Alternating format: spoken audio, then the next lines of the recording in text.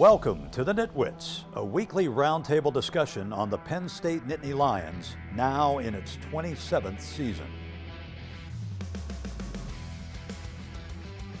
Our panel features a longtime Penn State media and NitWits tag team, Neil Rudell of the Altoona Mirror and Mark Brennan of Lions 24/7 with Fight on State.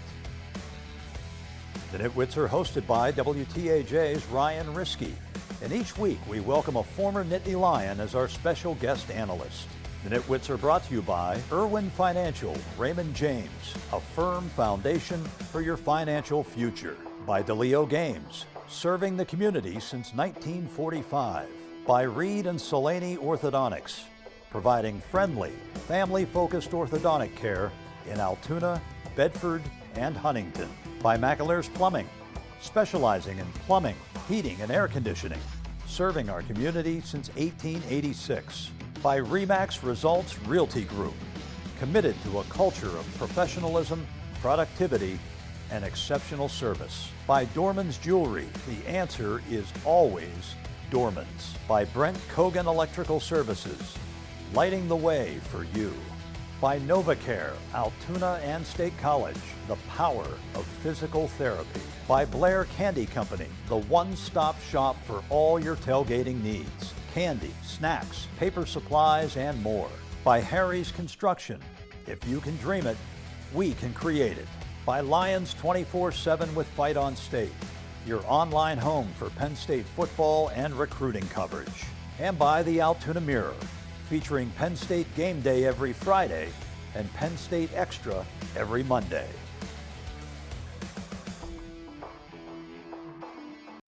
The Purdue Boilermakers couldn't spoil Penn State's trip to Indiana on Saturday as the Nittany Lions defeated Purdue 49-12. On Nittany Nation Overtime, we discussed the win and Tyler Warren's standout season, plus plenty of young guys got their feet wet and a whole lot more coming up next. The money is talking, I'm flowing, it's coming in just how I do it. Yeah, you know what it is. Hey, we doing it big. Look up, there's no limit, no, we cannot settle for this. Yeah, can't stop, nah, won't stop. Yeah, spin on live, you don't believe it, just watch.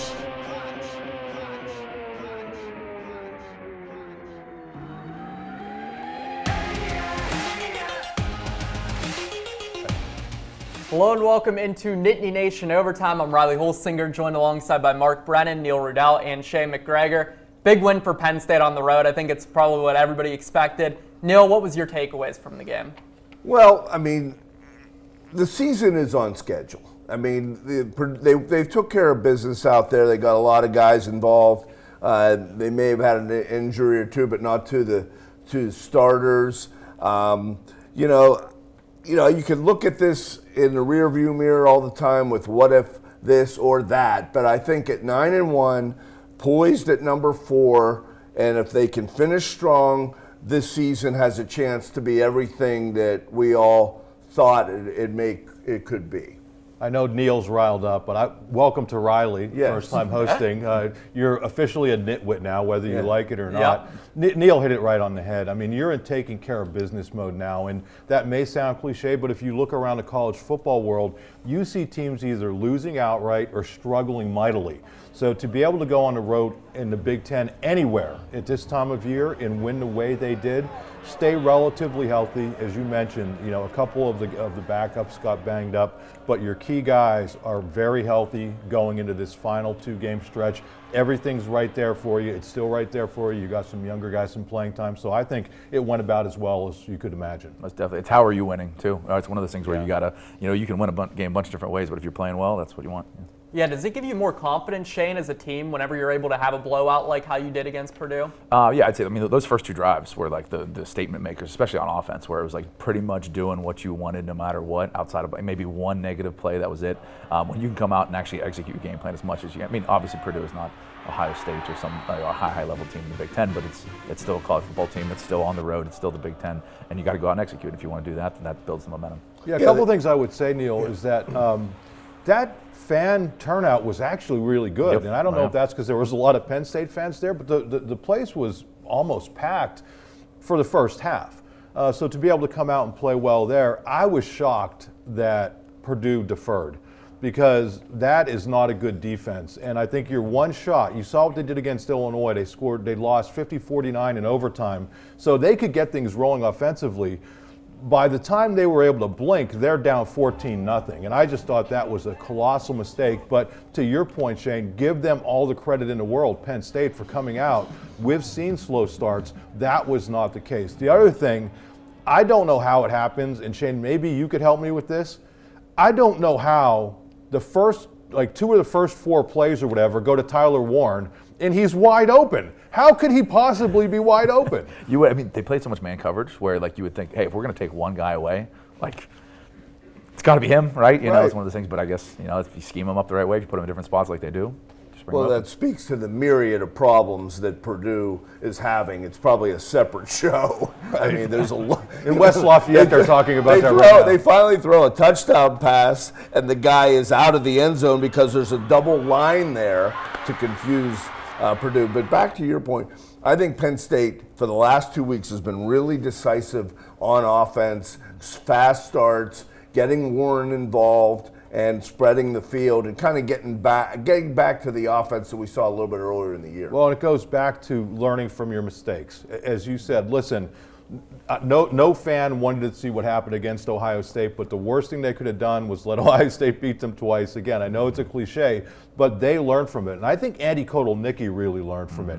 I mean, you look at what happened late in that Ohio State game and everything that's gone on since then, he's pushed all the right buttons. He's been aggressive. He's gotten the ball to Tyler Warren, which makes a lot of sense, and he's beaten teams in different ways. And we've seen a lot of creativity so far, too, with how Tyler Warren's been utilized. I mean, you saw it with the play where Warren passed it to Drew Aller, then back to Warren. He ended up having that huge gain there. Shane, I'm going to ask you this. Do you think Tyler Warren should be in the Heisman conversation after a game where he had 190 total yards and a couple touchdowns? I'd say 100%. And it's one of those things where he's not, if you actually look what's going on, yes, you know, the razzle-dazzle plays show out and obviously his receptions, but he's point of attack blocking. Like, he sets the edge for, like, run plays to his side. I mean, they line him up in so many different places. Like, he's not one of those tight ends that, I just catch the passes and stuff like that. No, like, he's doing everything. He's a football player. And as far as value, as far as what makes an offense go, he might be the most valuable one in the country compared to what he does for the offense. You know, super kid and leader. Would have helped them if he was sailed over the top against Ohio State and they'd be sitting here as an undefeated team. They only invite 4, I'm pretty sure, to New York. He'll be in the conversation, which is a real credit to him and how they've used him. Neil, do you think he should be in the conversation? I absolutely think he should be in the conversation. To Shane's point, you're looking at somebody who, if you were to evaluate who the most valuable player is to their team in college football, you know, there's obviously a guy at Colorado who's right there as well. But I don't know, between him and Tyler Warren, I mean, just the things that he does. And again, it's not just the catching of passes. They need somebody to get a tough first down. I think he has 16 carries. 10 of them are for first downs. 4 are for touchdowns. Their running game was struggling a little bit against Purdue. They stay committed. Who breaks it open? Tyler Warren. They need a big play against Ohio State. Who brings it down to the 3-yard line? Tyler Warren. So he's not just making plays, he's doing it in critical situations. K-Tron's first touchdown. All right, Tyler Warren pretty much is the decoy, but clears it out, he walks in. Yeah. Absolutely. And I got to apologize to you, Mark. I accidentally called you Neil there. I've been called much worse. I've been called much worse. Not much worse, but... But speaking of Neil, we have to go pay Neil's salary, so we'll be back here in a couple minutes. But we're going to talk a lot more about Penn State's win over Purdue. The NitWits are being brought to you by Irwin Financial Raymond James, a firm foundation for your financial future. By DeLeo Games, serving the community since 1945. By McAleer's Plumbing, specializing in plumbing, heating, and air conditioning, serving our community since 1886. And by Reed and Solaney Orthodontics, providing friendly, family-focused orthodontic care in Altoona, Bedford, and Huntington.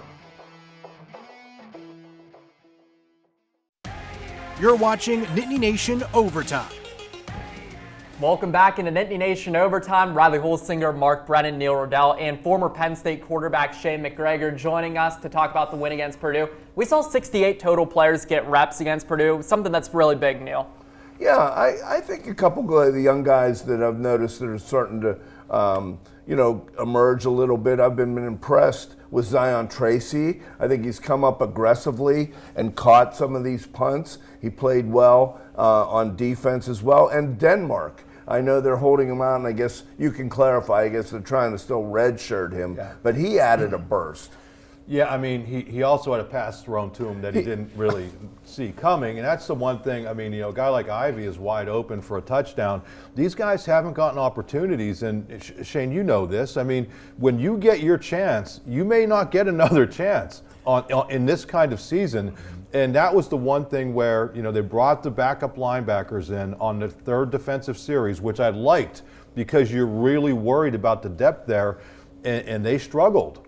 And so there are still some question marks. So as good as it was to get a lot of these young players reps, some of them weren't able to quite seize it. So I don't know if they're going to get more opportunities. The one guy I wanted to give a shout out to, or my heart goes out to, is Jalen Harvey, because he's a guy who really didn't get an opportunity to play for a lot of the season. Highly ranked defensive end. They were looking to redshirt him, and it looked like he had a pretty significant injury. We don't know that as we speak now. We'll monitor it, but I hope that he's okay. That's the one thing you didn't want to see in that game was anybody get hurt, and unfortunately he got banged up. Yeah, we'll probably find out a little bit more about that on Monday, although, James Franklin doesn't go into depth about injuries at all.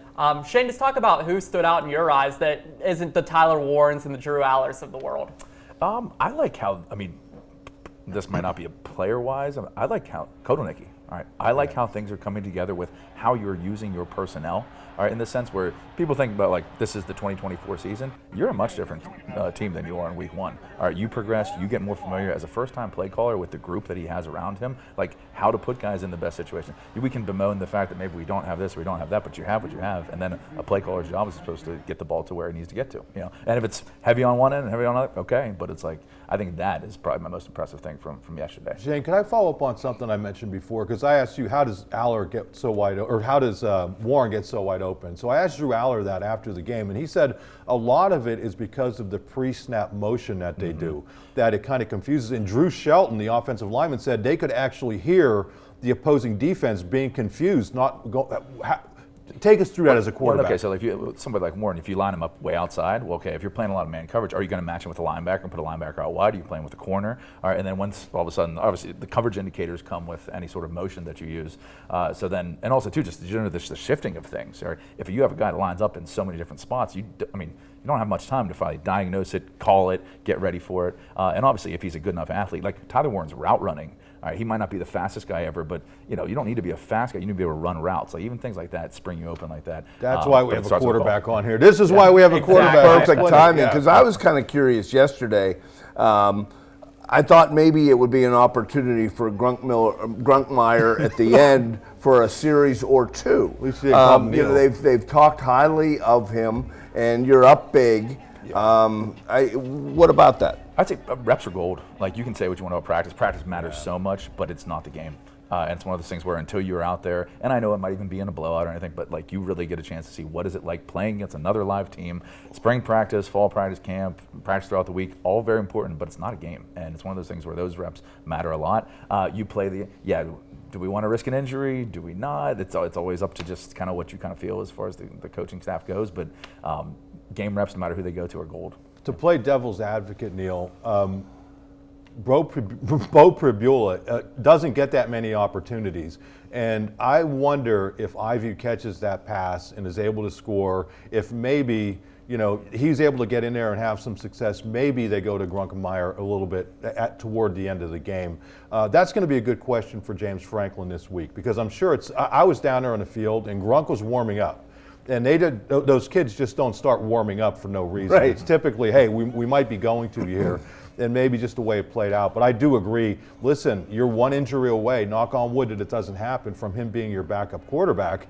And I think you would want to have him. Yeah, not only that, but you're starting to look ahead. If Aller leaves after this year and Pribula is the starter, you're going to be searching for some kind of an experienced backup as well. And that's a great question too, Mark. Do you think that Drew's going to leave right now? his draft stock's been pretty fluid, but I think we know Drew well enough to tell you that he's going to probably be a good guy that's going to be good in the post-draft process, where he's going to do great in interviews, probably do great in testing. I would not be shocked if he comes back. I really wouldn't. I think this is a guy who he's never been about getting to the league as quickly as possible. He's had a really good year. I would have to take a harder look at what quarterbacks are coming out this year and next year, but I just don't think that he's somebody. He reminds me of Olu in the sense that even if he were projected high, he may want to stick around for another year, get his degree, do those things. I don't know for sure, but I would not be stunned. I think there are some kids on this team that you see that they're, I mean, Abdul Carter, I think, if you're going to be a top 5 pick, you got to go and get it done. But with Aller, I just don't have a great sense for it, but I would not be surprised if he returns. I mean, I would have to think a lot of that is really all in flux and on the table, depending on how he finishes, they finish. If they get to the playoff and he does well, where his stock may be. I think it's probably a real fluid situation. And the decision, I mean, eventually it will come, but what I love is his improvement. There was one, I'd say, play that's the biggest microcosm of it. It was like the first drive, I think, second down. Instead of waiting back there, pressure's collapsing on him, he climbs the pocket, gets back to set up like a 3rd and 9. And that sets up the eventual Tyler Warren deep out that springs the whole drive. Something as small as that, not taking a sack is a super negative play, not gunning it into some coverage and turning it over, something like that. Something as small as that, to do it and do it over and over and over again, that shows the development of a future NFL prospect. Whenever that will be. 17 of 19, and one of them was a drop by Kate right. Allen. And it's like, you see so many great performances in that game. I felt bad for Abdul Carter because I think his numbers were kind of stymied by the lack of holding calls, but he was still spectacular out there. Quarter, yeah. But I think what Aller's doing is almost flying under the radar because of how good Warren is. Yeah, and Total Nicky has gotten a lot of credit, deservedly so, for the play calls. But Danny O'Brien obviously has had a nice touch on this kid. Well, awesome, great stuff, guys. We still have a lot more to tackle right here on Nittany Nation Overtime as we take a look at Penn State's position in the newly expanded college football playoff. The Nitwits are being brought to you by RE/MAX Results Realty Group, committed to a culture of professionalism, productivity, and exceptional service. By Dorman's Jewelry, the answer is always Dorman's. By Blair Candy Company, the one-stop shop for all your tailgating needs. Candy, snacks, paper supplies, and more. And by Harry's Construction. If you can dream it, we can create it. You're watching Nittany Nation Overtime.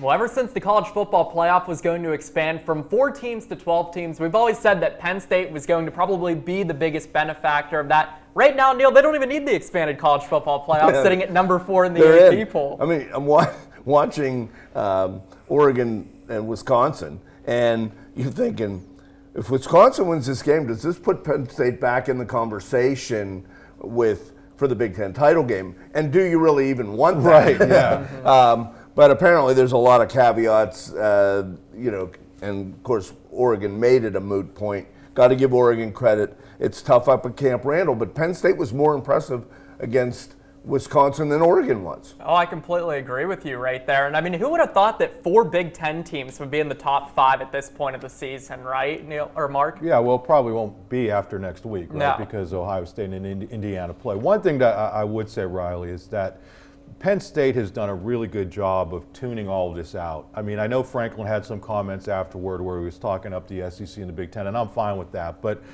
it would be so easy to be overwhelmed and to get caught up in this because of the novelty of it. It's so much fun. I mean, it may be driving people crazy, but people are coming out saying, no, these teams don't belong, these teams do.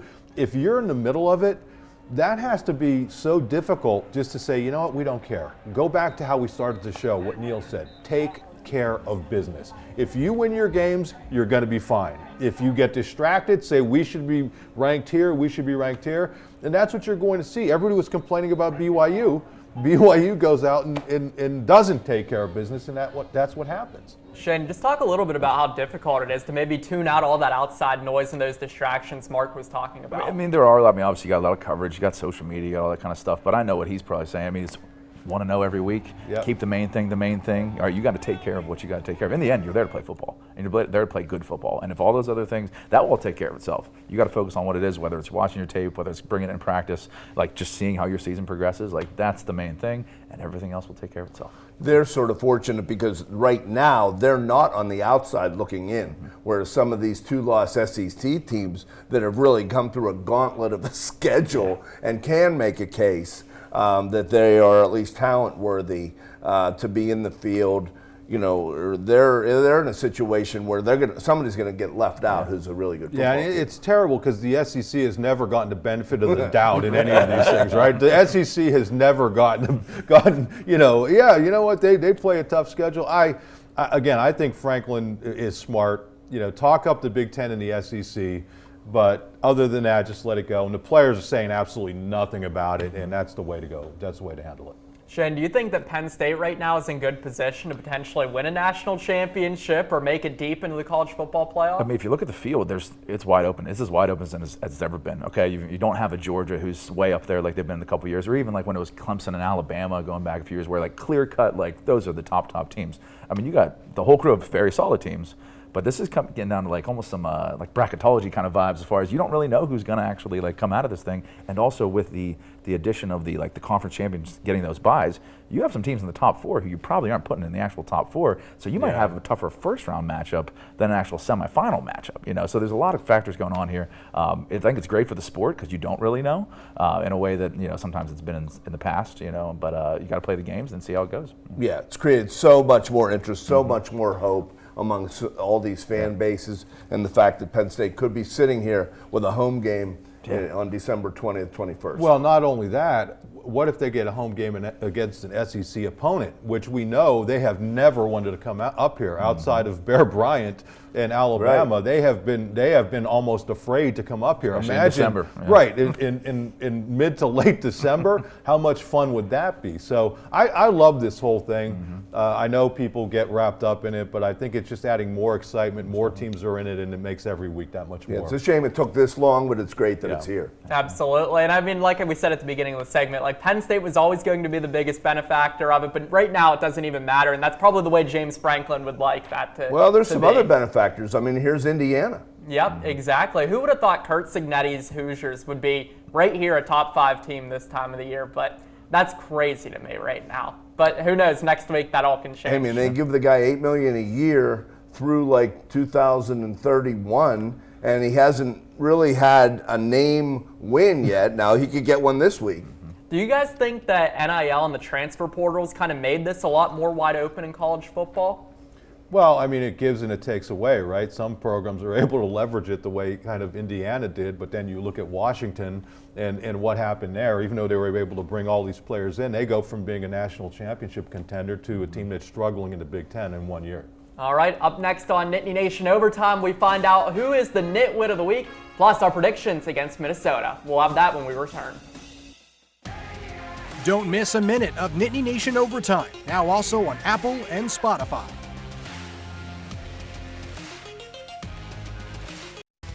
The Nitwits are being brought to you by Brent Kogan Electrical Services, lighting the way for you. By NovaCare, Altoona and State College, the power of physical therapy. By Lions 24/7 with Fight on State, your online home for Penn State football and recruiting coverage. And by the Altoona Mirror, featuring Penn State Game Day every Friday and Penn State Extra every Monday.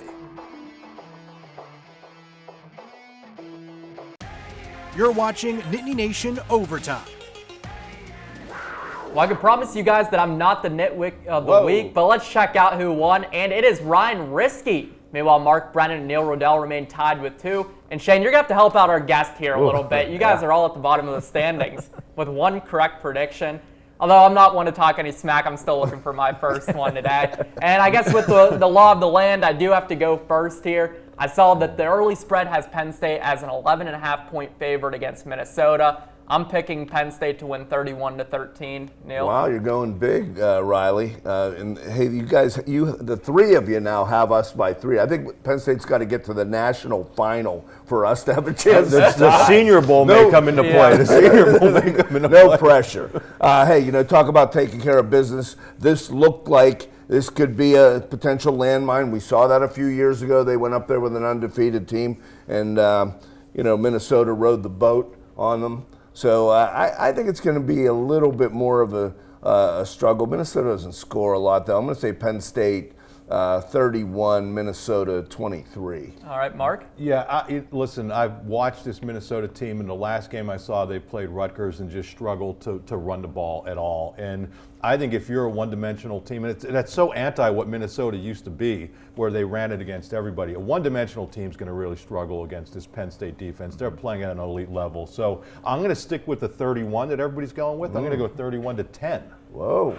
All right, Shane? Okay, I'm going to go even bigger. I'm saying this is the time. This is the decisive win on the road. We're going 35-7 with the defensive touchdown in there. Wow. Awesome. I think it's going to be a close first half. I just think Penn State's going to end up pulling away here in the second Okay, half. I'm low. I'm well positioned here. Yeah, no, you're in a good position, Neil. We'll see if you can add to that, take a lead over Mark over here. Well, that's all the time that we have for Nittany Nation Overtime. Special thank you goes out to former Penn State quarterback Shane McGregor for joining us. And, of course, always joining us, Neil Rudell and Mark Brennan. For myself, Riley Holsinger, have a great rest of your night, everyone. Thanks for watching WTAJ's Nittany Nation Overtime.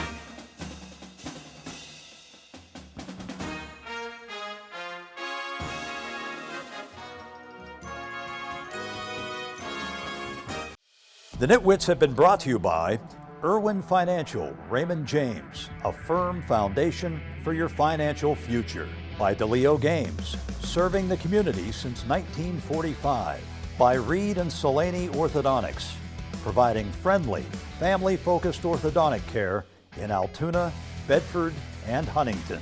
By McAlear's Plumbing, specializing in plumbing, heating, and air conditioning, serving our community since 1886. By RE/MAX Results Realty Group, committed to a culture of professionalism, productivity, and exceptional service. By Dorman's Jewelry, the answer is always Dorman's. By Brent Kogan Electrical Services, lighting the way for you. By NovaCare, Altoona and State College, the power of physical therapy. By Blair Candy Company, the one-stop shop for all your tailgating needs. Candy, snacks, paper supplies, and more. By Harry's Construction, if you can dream it, we can create it. By Lions 24/7 with Fight on State, your online home for Penn State football and recruiting coverage. And by the Altoona Mirror, featuring Penn State Game Day every Friday and Penn State Extra every Monday. Thanks for watching, and we'll see you next week.